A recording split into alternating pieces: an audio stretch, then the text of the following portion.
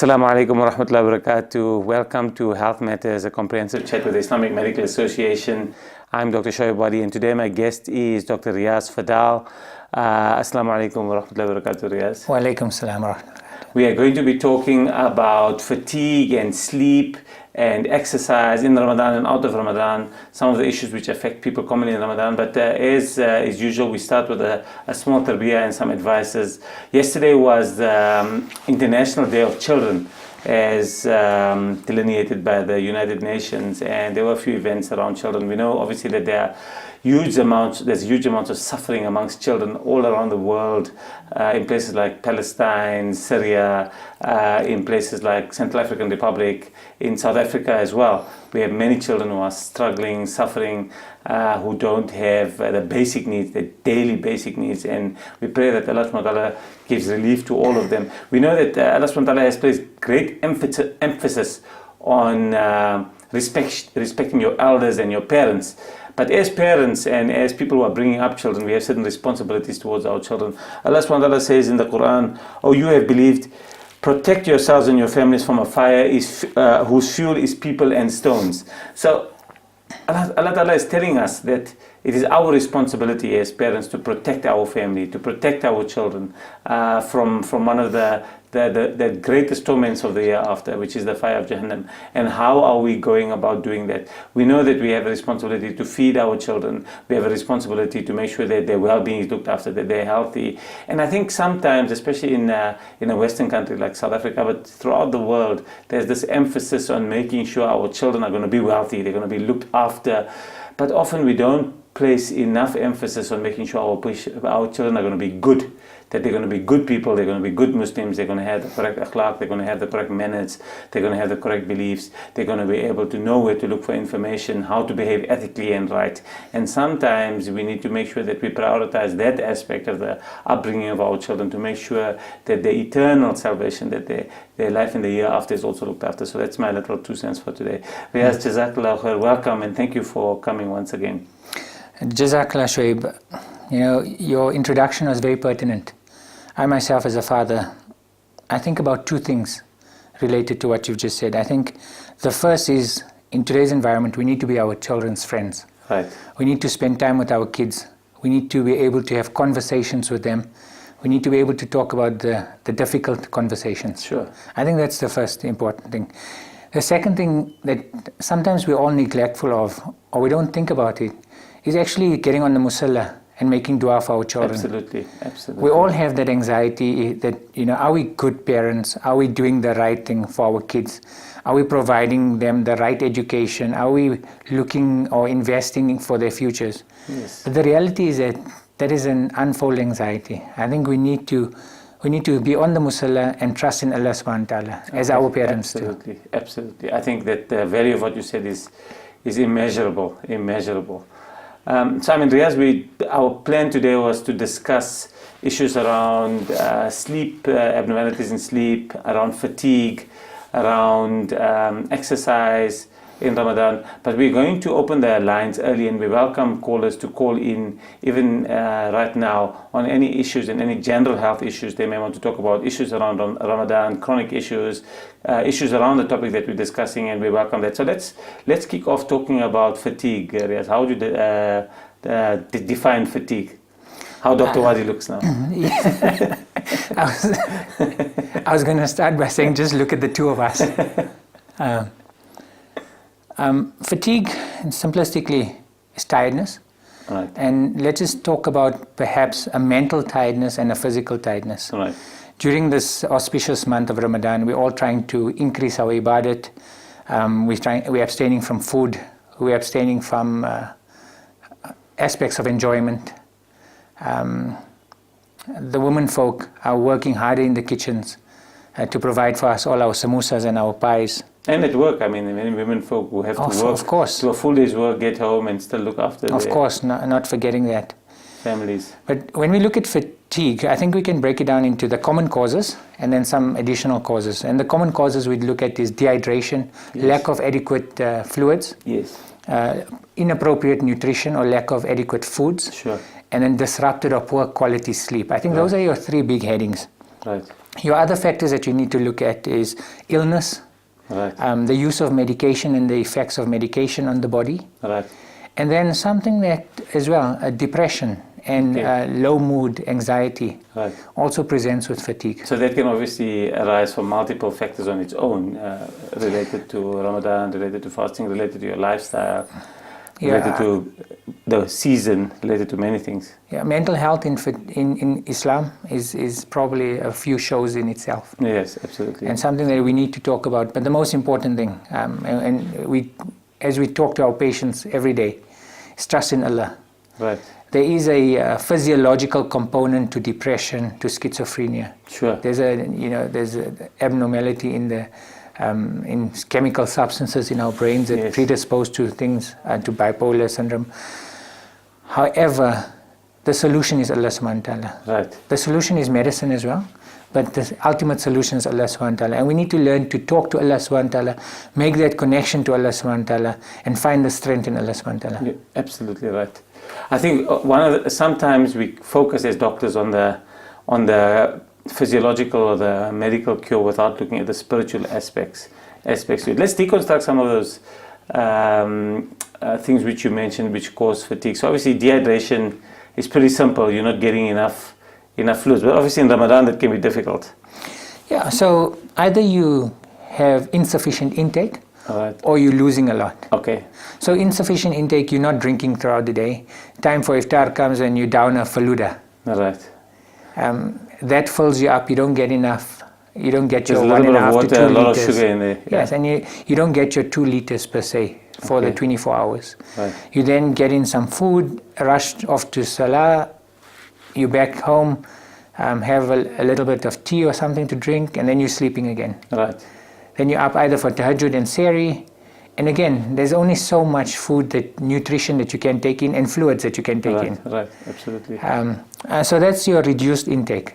Then increased losses. As you know, it's winter, so you tend to urinate a little bit more. People who drink coffee and tea would also lose a lot of fluid. So there's a diuretic effect. It's a diuretic effect. And then in winter, when you're cold and your nose is blocked and you're talking, you lose a lot of fluids from your mouth. Yes, there's the dryness in the air, so you tend to lose a bit more. I mean, obviously, sometimes we exacerbate the fluid losses, especially in the evening. If you overheat your environment, especially in winter, there's a tendency to do that. Put your aircon on the highest, put your heater on as high as it can, and then you actually may be losing a bit of heat or losing a bit of fluid. I mean, indoors. And as you know, we've got our few patients that are athletes. That are still running and exercising, and they too are losing fluids that they can't replenish without replacing it. So I think it's an important thing is to make sure that during the hours that you can drink to make sure you replace those fluids and sometimes minerals. But I think water is the main element there. Would you concentrate on drinking just water? Yes.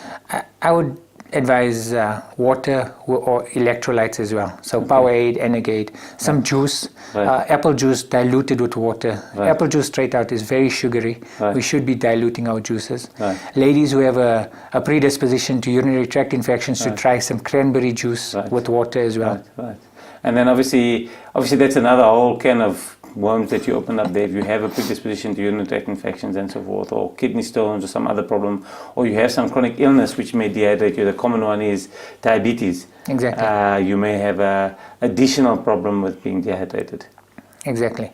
So how do you know if you're dehydrated? Obviously there's a sense of thirst, but it's an easy way, as one of my patients said to me today, is just to look at your urine. Right. He described his today as being tea-colored. Right. And so you know you're drinking too much tea. Right. It should be water-colored and clear. Absolutely. I think the lighter but it's almost unavoidable in Ramadan, to be honest. It is. If you have normal kidney function, that your urine will become darker, during the fasting hours. It's almost like out of Ramadan, when you wake up in the morning, the first urine you're passing in the morning is usually a bit darker. In fact, sometimes if your urine is very light throughout the day in Ramadan, especially if you're diabetic, you may be worried that you're losing too much fluid for some type of pathological reason. There's something else going on. So that's a normal response. And then obviously the other features of dehydration are thirst. And I think thirst is the most sensitive feature of dehydration. Your body, Allah Ta'ala has designed the body in a way which is which is so perfect that as soon as the amount of fluid in your body is insufficient, you have that sensation of thirst. With rare exceptions, there's a few medications which affect it. There's very few conditions, medical conditions, which affect it. But actually, thirst is, in fact, that old adage that you should drink 8 hours of water a day in the past few years has sort of gone out the window. And what we advise people now is to drink if you feel thirsty. Exactly. You shouldn't need to drink huge amounts of water. You should drink when you feel thirsty. Your body is very good at telling you. In winter, lack of fluids also will result in poor circulation, Sure. ease if you feel cold. A lot of youngsters or people that are of the smaller build would feel dizzy, headaches because of low blood pressure are very common. Yes, especially in younger people, as you mentioned, and in females. And sometimes when you stand up, you have this postural hypotension that your blood pressure drops. Okay, so we're going to go to an ad break. We've talked a bit about dehydration. Unfortunately, we can't rehydrate during the ad break, but we'll get back to you, inshallah, after this.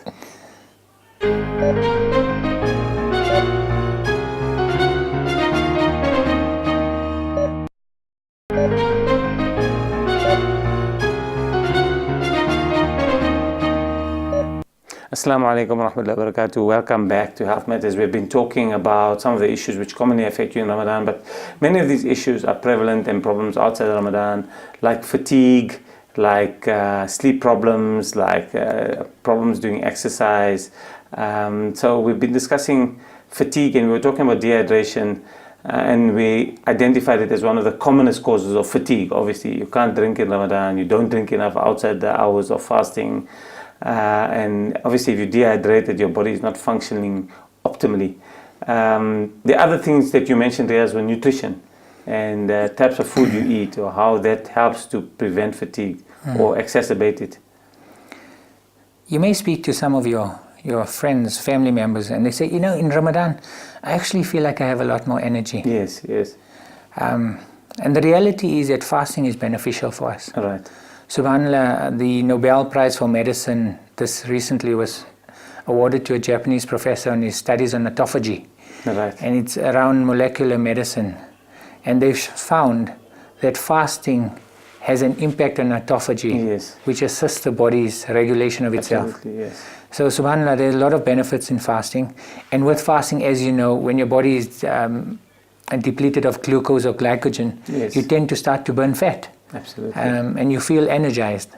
So fatigue, it may not necessarily be due to the lack of food, but in a lot of people it could also be poor quality food during the non-fasting periods. Absolutely. So I mean, I think the one that we find is that people often, during the non-fasting time will have a lot of things like caffeine-containing drinks, sugar-containing foods, and so forth and so on. And we know that, historically, until the recent times, the last maybe 60, 70 years with the Industrial Revolution, the amount of availability of high sugar-containing foods wasn't, as significant. Now we can eat 24 hours a day. There's food at your fingertips all the time, but our bodies are not designed like that to be eating all the time. Actually, our bodies are designed to have periods where we don't eat. So the quality of food is important, and the type of nutrition is important. Nutritionists normally advise us to have a well-balanced diet, have a certain percentage of carbohydrates, a certain percentage of fat, certain percentage of protein. Right. It's difficult to measure that, and during when you're breaking your fast, it's also difficult to get in the appropriate amounts, because there's only certain amounts that your body, your stomach can absorb at one time. Yes, absolutely. Without you feeling uncomfortable. So apart from the faluda and the pies and the samosas, we need to think about getting in enough low-burning carbohydrates. Right. And that's especially good, apart from iftar, is good for sehri time. Right. We advise people to get in a bit of jungle oats, get in some honey, low-burning glucose. Okay, so they call it low GI. Low GI gets released slowly into your system rather than rapidly. But also ensure that you have enough protein and enough fats. Sure. Now we do have some of our viewers who are staunch Atkins and Banting diet and who'd persecute me for my comments on carbohydrates. Sure. But the reality is you need a balanced diet. Right. Even though we do advocate certain fats and certain proteins for specific people. Right. During the month of Ramadan, we need to have a balanced diet. I think the key now in the last 6 or 7 years, not just in this field, but in many fields, in terms of how you eat and what you eat, is that there probably isn't one recipe for every single individual. Yes.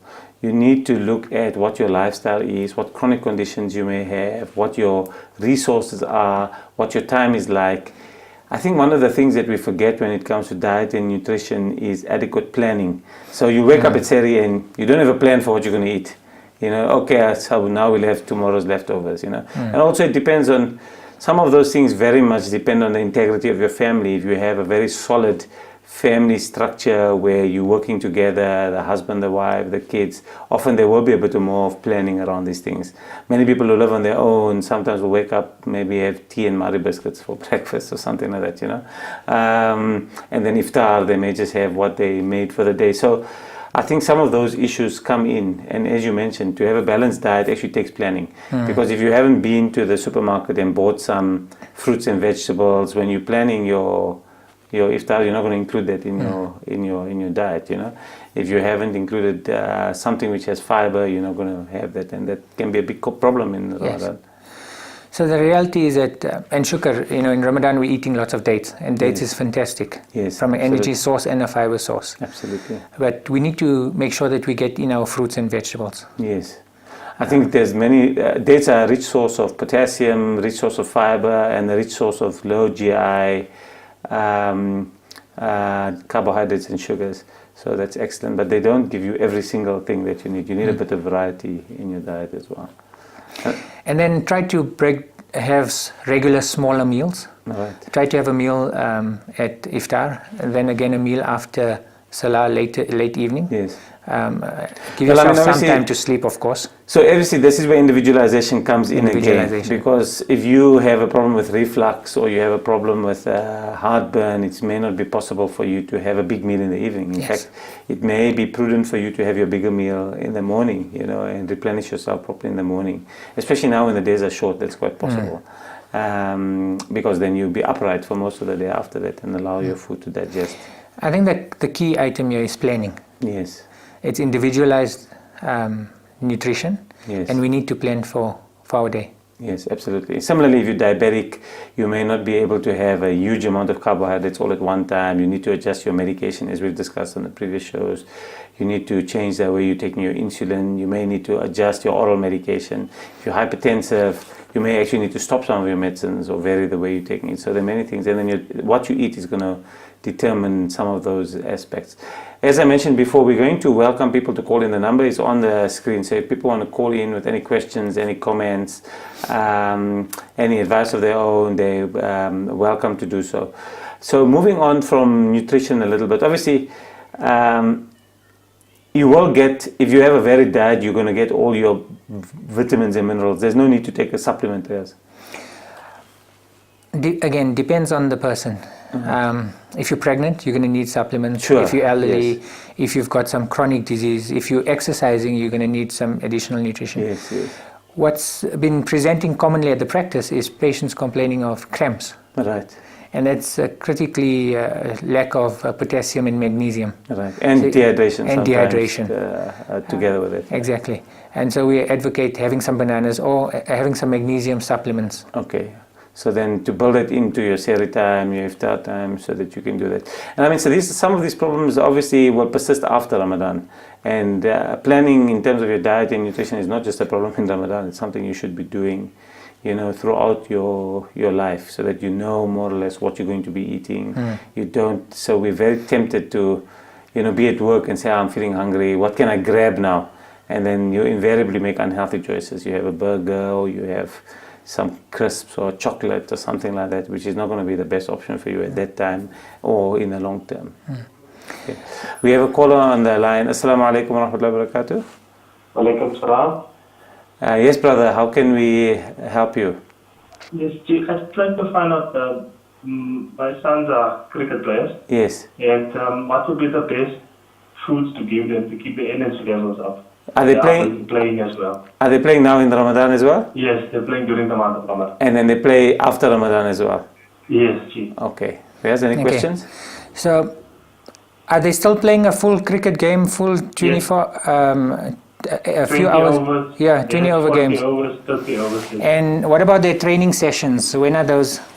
They do train also. They train in the morning or the afternoon. Okay, so just from a training perspective, we would advocate trying to train just before iftar. So around after asr time, around 4:30ish.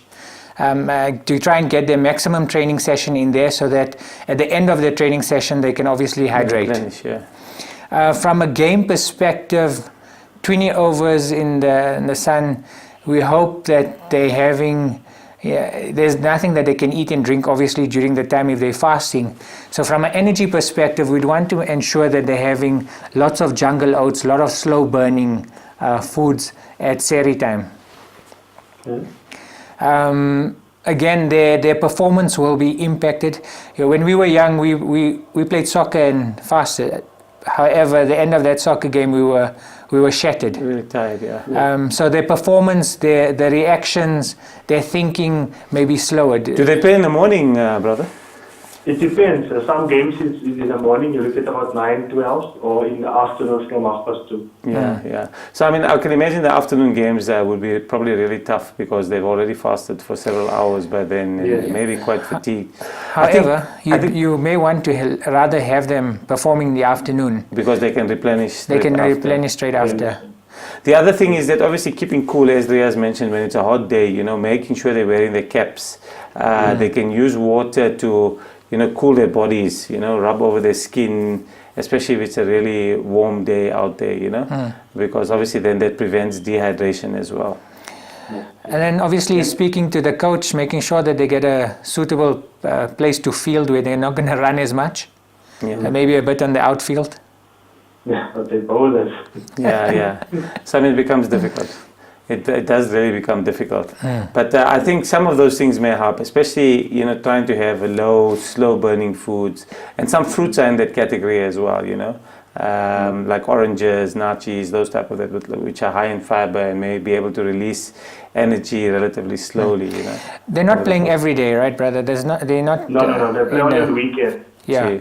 So they have enough time to recover as well. Yeah. We wouldn't support sports every day, professional sports, and participating at a high level more than twice, once a week at least. Yeah. I mean, I think the best foods, Mark, you guys were saying the best food to eat? Dates, jungle oats, honey, almonds, nuts. Add some olive oil, add some fats in there, some butter. Okay. Yeah, so I think good healthy fats, some nuts are a great idea. And then slow releasing, slow burning carbohydrates like oats, honey and dates. And what's important, what Dr. Wadi talked about, is planning. And I think if we anticipate that we're going to be participating in sports in Ramadan, then we should already try the diets ahead of Ramadan so that you don't have any indigestion or stomach disturbance with the foods during Ramadan. Absolutely. And this is the type of child that may benefit from like a magnesium supplement or something like that, in the evening. Which may then just be able to prevent cramps and some of those other issues. Okay, Jazakallah khair. Jazakallah so much.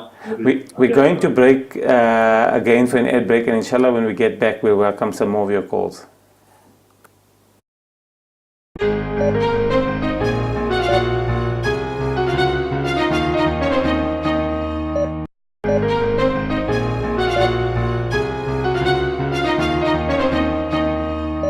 Assalamu alaikum wa rahmatullahi wa barakatuh, and once more welcome to Health Matters. We've been discussing fatigue and some of the issues around Ramadan, but we're going to change tack a little bit now and talk about some of the sleep issues in Ramadan and also out of Ramadan, and some advice around sleep. As usual, we welcome you to call in if you have any questions, if you have to make any comments, please, we welcome you to call in. Riaz, obviously, one of the main causes of fatigue, both in and out of Ramadan, is sleep, both the quantity of sleep and the quality of sleep. Do we really need sleep, Riaz? Can't you stay awake all the time, 24/7? It's like a silly question. You're eating into my power nap, my Saturday afternoon sleep. I think the frequent question that we get in practice is, how many hours of sleep is enough, or how many hours of sleep do we need? I was at a geriatric conference last year, and the specialist said that she got patients that always asked us, and some of her patients used to always complain. And so the first question she'd ask is, how many do you- hours do you sleep every day? Yeah. And the person says, 2 hours, 4 hours. And the specialist says, and how do you feel during the day? The person says, fine. And for how long have you been sleeping so many hours? And the person says, all my life. Well, for that person, Yes. between 2 and 4 hours is normal. Yes, absolutely. And for some people, on average, we say 6 hours. Yeah, so I think very much there's a pattern throughout your life for most people. I think obviously when you're born, you sleep like 3/4 of the time, you know, and as you get older, you sleep a little less and less. But once you hit your teenage years again, there's like a little peak where you end up needing a little bit more sleep, maybe more than 8 or 9 hours a day. That's why you often find teenagers on the weekends are really shattered and they can't get them up out of the bed in the morning. They often do need that little bit of extra sleep. It's well known. And then as you get older, as you get into the work life and so forth and so on, you end up needing a little bit less sleep. But I mean, there clearly are some people who don't get enough sleep. And as you mentioned, the key is you'll know it because you feel sleepy. You don't feel like you've had enough sleep, and many people know. So, you know, as you say, we have many patients who say, I slept 5 hours last night and I woke up and it was 3 o'clock in the morning and I didn't know what to do with myself. But how do you feel? No, I feel fine. So I said, that's fine for you. It means you're sleeping too early. You must sleep later, then you won't wake up at 3 o'clock. You know, so those are the issues, And then we also want to understand the quality of the sleep. Yeah. Is the sleep disrupted? Are you going into a deep sleep? Are you anxious and are you thinking through things through your sleep? Absolutely. Do you have some form of nasal congestion Absolutely. that's preventing you from getting good breath? Or do you have sleep apnea? So sleep apnea, for people who don't know, is a condition where your quality of sleep is severely diminished because you actually stop breathing during sleep. And this can sometimes happen hundreds of times during a typical night. So obviously when you wake up in the morning, you feel like you haven't slept at all. You feel like you've been awake all night. And then they fall asleep while driving their car, or while sitting talking to people, while watching TV, while being on the TV sometimes. So we talked about the quality of sleep and we talked about the quantity of sleep. All right. There are other aspects depending on your own physiology. If you're unwell, if you're taking medication. Yes. So those are personalized factors that needs to be evaluated by yourself with your physician. Absolutely. I mean, so let's talk about some of the basics of sleep hygiene. Okay. What time should you go to bed? Is there a specific time for anybody? For kids, it's easy. It's when mom and dad says so. Yeah. And for ourselves, I think it depends on your routine again. Sure. Depends on what time you're going to wake up. But as we mentioned earlier, your body will often tell you. Your body will tell that you need to sleep now, you're feeling tired, you'll be yawning, you feel sleepy, you can't concentrate. You mentioned sleep hygiene. What do we mean by sleep hygiene? Yes. Sleep hygiene is not, it's about all the factors you do before and after sleep. Yes, which facilitates optimum sleep. The quality of your sleep. Yeah. So we're all guilty of sitting on our phones or our laptops. Yeah. That blue light Sure. impacts the brain and impacts the eyes, Yes. and would result in poor sleep, eye strain and poor sleep. Yes. So, I mean, what normally happens is your body reacts to light. There's a direct connection through the light which you get through your eyes to a gland in your brain called the pineal gland, which produces a hormone called melatonin. And that melatonin is like a master hormone which regulates what we call your circadian rhythm, your rhythm through the day and night. yes. So that as that hormone peaks and drops, it gives you triggers to wake up and sleep and so forth and so on. That's right. So that light can interfere with that pattern tremendously. Yes, and most of the new technologies that are around have blue light filters. Yes. And if your phone doesn't have a blue light filter or your laptop screen doesn't have one, you should purchase one. Yes. But obviously, and some of them have, like Apple has got this thing called night mode, where the phone softens the light and decreases the amount of blue light. But it's not foolproof. I mean, you're still being exposed to light, which you shouldn't be at that time. And now we revert to discipline. I think something we don't have, and if my wife was here, she'd say that I absolutely don't have any discipline when it comes to the phone. Yes, absolutely. Apart from the using equipment, we should also prepare for bed. Sure. Preparing for bed does not mean we must be sitting in front of the television or having a television in our bedrooms. Yes, That's about one of the worst things to do. Absolutely, yeah. that stimulation. So that what it does, it stimulates you and keeps you awake. And obviously, it's a temptation to not go back to bed. You have something to distract you. Other stimulants are coffee, having coffee late at night, Right. or exercise, or tea. Yeah, yeah. Exercise sometimes in the evening. Look, there's actually variation here. Some people say that after the exercise, after about half an hour, 45 minutes, they feel very sleepy. They're able to sleep very well. And others will comment that if they do exercise, it stimulates their body, keeps them awake for a few hours. So you need to take the cues which your body is giving you. If your body is telling you that exercise is going to keep you awake, then you can't exercise in the evening. You should preferably exercise in the morning. If exercise is a good way for you to fall asleep, then it's a good thing. And then general advice for all people. Yes. Prepare for bed. Yes. Go to the bathroom. Yes. Make sure that you've passed you've done all that you've All your needed to do from a ablutions. physiological perspective. Yes, ablutions. Then prepare for bed. Go to bed and expect to sleep. Yes. Ensure that the rest of the family understand that it's time to sleep. Yes. I mean, so for many times you need to develop a ritual around going to sleep, so that your body knows that you're preparing for sleep. This may involve switching off all the lights in the house, going to your room, brushing your teeth, having your last ablutions, drinking your last glass of water, or whatever you normally do, developing a routine so that you're subconsciously telling your mind, I'm going to sleep now. For some people, it may include reading a book. Usually, you wouldn't want to read something which is heavily stimulating or, very anxiety. So maybe read a bit of, some philosophy or... And this routine is important because it creates a subconscious trigger that it's time to sleep. And then the right apparel, because I think people often don't do that. They often overdress or underdress. Then you end up getting to bed and you're woken up, or you can't get to sleep because you're too hot, or you're too cold, or your clothes are not comfortable, or you're normally used to sleeping with socks and today you left your socks out, or whatever it is, An important aspect is also your 2 rakat salah. Yes. And also just a bit of meditation and thinking of your day. Dhikr. Yeah. Thinking about your day, reflecting on your day. So these are important spiritual things which can really change the way you reflect on your life, An assessment. You make a sub of what has happened during the But it's day. important because it gives you closure on certain open items that would predominantly be in the top of your mind while you're sleeping. Absolutely. I mean, so it prevents that anxiety. Obviously, you can go to extremes. If you create anxiety, you start running through every single event in the day. But if you develop it as a ritual, who may I have harmed today? Who could have harmed me that I can forgive today? What things did I do that I can learn from today that I did incorrectly, that maybe tomorrow I should do differently? And then what's my day going to be like tomorrow? What's my plan? What time am I going to wake up? Am I going to be able to wake up for tahajjud?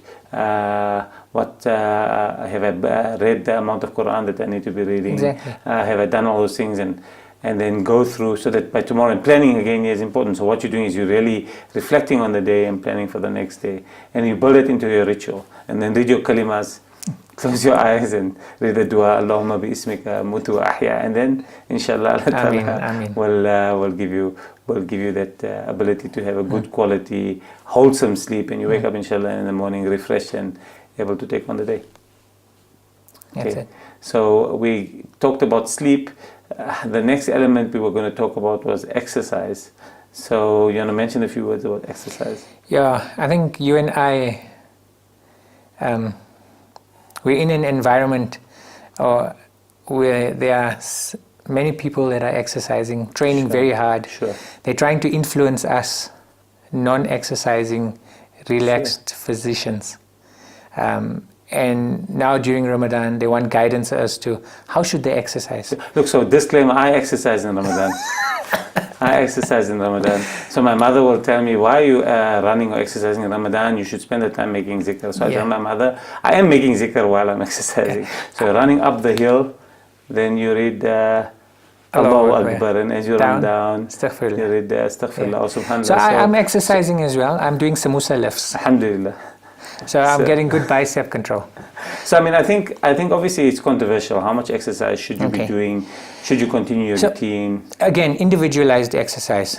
If you're an athlete, then try to do at least between 70% of maximum for yourself. Right. We tried to say no high intensity exercise Right. during fasting. So Obviously, I'm going to after stop you there. We're going to get back to this because I don't want to really rush over this, and these are things we really need to discuss. But we're due for an ad break, and inshallah, once we get back from the ad break, we're really going to concentrate on exercise and then wrap up, inshallah. And we'll wait and see if we have time to take one or two more calls.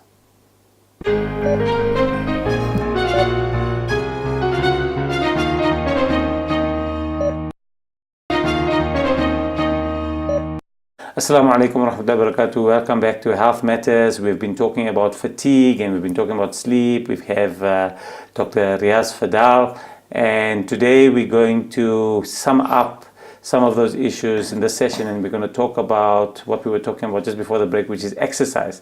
So Riaz, you were mentioning that you wouldn't advise people to do high intensity exercise, but obviously high intensity exercise sometimes has the greatest benefit in terms of improving fitness.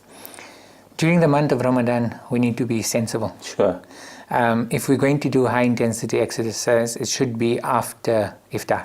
Okay. After Tarawih. Or maybe just before. After Tarawih. Or before Sehri. Yeah, okay. So Tahajjud time. Okay. If that's Practical. your need. Yeah. But so and that's for your handful of elite athletes. Sure. I think for most athletes, your priorities are going to be different Exactly. in Ramadan. Yeah. Let's start with chatting about people who don't exercise at all. Right. So Ramadan is a wonderful time to reflect and improve self spiritually, physically, mentally. Sure. It's a wonderful time to even start exercising. Right. Going for a gentle walk. Yes. Doing your dhikr during your walk. Yes. Look, I think in winter, one of the issues is it's difficult to get out there, but there's an opportunity really, especially on the weekends, for us to take back our areas. I don't know if you remember growing up in Lenasia or places like that, where a significant number of people used to walk to the masjid. Yes. So, even from quite a long distance away, 2 or 3 kilometers away. Now, I mean, there's people who live less than 500 meters away who take the car to the masjid. So, but I think there's an opportunity in Ramadan, on a Saturday, Sunday, to get your journey started from masjid a bit earlier, maybe 15, 20 minutes earlier, walk towards the masjid, make zikr on the way. Yes. As you And said, we reflect. talk about structured exercise or unstructured exercise, where you're just playing with your kids. Yes. Having some fun in the park, getting onto the floor, getting onto your all fours onto the floor, Yes, yes. playing with the ball. So that's important. Yes. Doing some mild, easy stretching, Yes. doing some stomach exercises, crunches, So core Tarawih, exercises. not during Tarawih. Not during Tarawih. During Tarawih, well, You concentrate on the you concentrate salah. on your salah. Yeah, yeah. For those that are exercising but are not the elite athletes, you may even, you can even cycle, run, walk, do your gym work. Yes.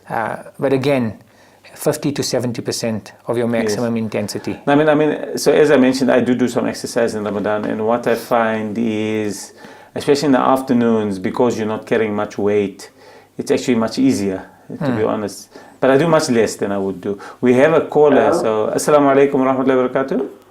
Assalamu alaikum. How are you, brother? We are well, alhamdulillah. Alhamdulillah. How can we help you?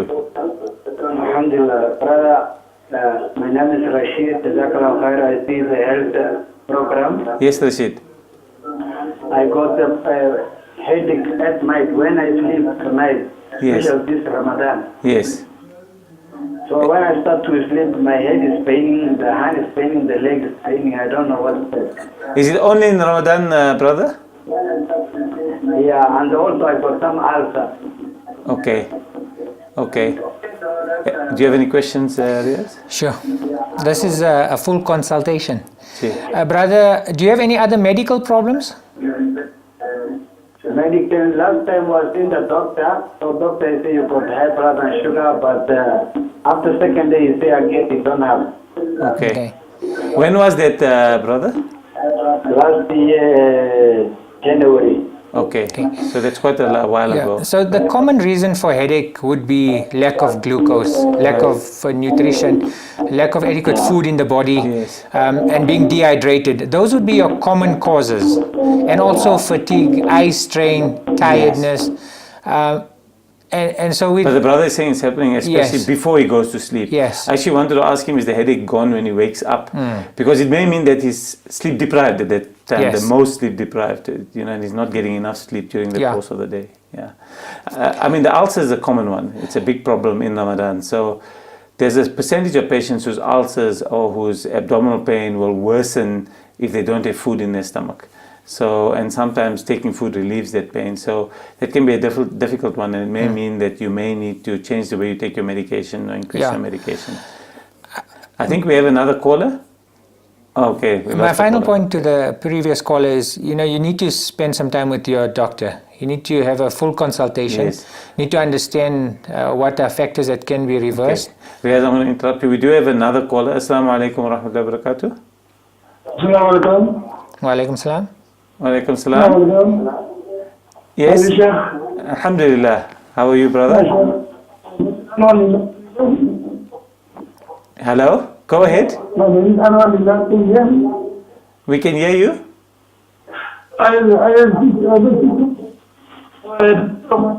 The quality is very poor. Hello?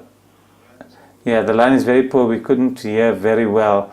But so, I mean, going back to the last caller. He needs to spend time with his doctor. Yes. We need to understand if he's hypertensive.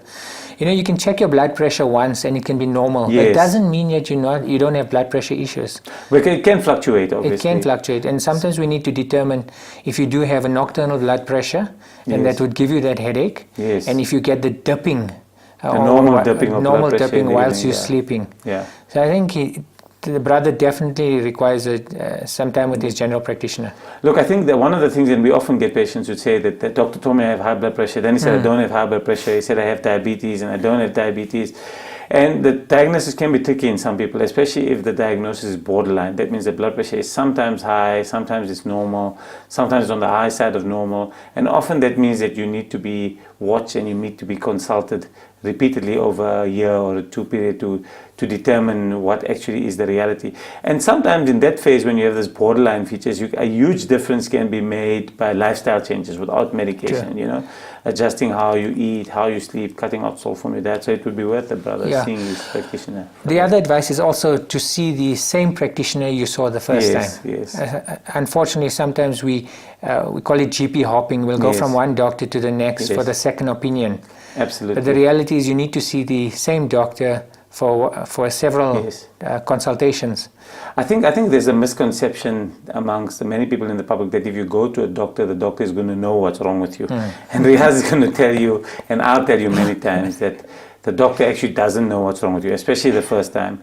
Especially if you've got a complex problem or you've got an unusual problem. And sometimes the doctor needs to do some research, needs to think about it, needs to do a bit more tests, see you a few times before they come to a diagnosis.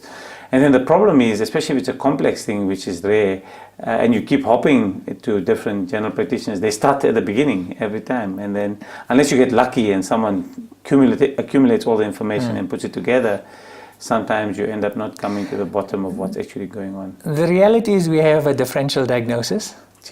And we're making lots of dua, so that even if it's the help comes from Allah Ta'ala. Yes. And even the inspiration comes from Allah Ta'ala. Doctor will only know if Allah Ta'ala wants him to know. And then we work through the differential diagnosis. Many a time, the medicine that we prescribe would be able to treat 80% of the conditions. And so we adopt a conservative approach depending on the condition, of course. Yes. So, I think those are the type of things you need to do. But I think if you have got problems which are exacerbated in Ramadan, certainly like major sleep abnormalities, severe headaches, severe fatigue, beyond what you would normally expect, you may want to consider whether Ramadan is just not exposing some type of underlying chronic condition, which can happen as well. That's true. You mentioned that sometimes chronic illness is a major cause of fatigue or sleep abnormalities, and sometimes it can be exacerbated because of this. The Ramadan is like a stress test, not just for your body, but for your iman as well. Ramadan is wonderful for the body, but that additional stress could just be the tipping point. That would be a revelation that requires you to seek assistance. So we pray that Allah subhanahu wa ta'ala grants comfort to all those who are suffering, all those around the world. I'd like to thank Dr. Riaz again, alhamdulillah. I think it was a very informative show. I learned a lot of stuff, so inshallah maybe we can continue this conversation off air. But I'd like to ask the all the viewers to make dua for the Ummah. There are many people, many areas of the world where there's great suffering, and inshallah if we work together, if we make dua together, Allah subhanahu wa ta'ala will alleviate the suffering of all the people in the world and grant us peace and well-being for all the people in the world. Assalamu alaikum wa rahmatullahi wa barakatuh. Wa alaikum salam.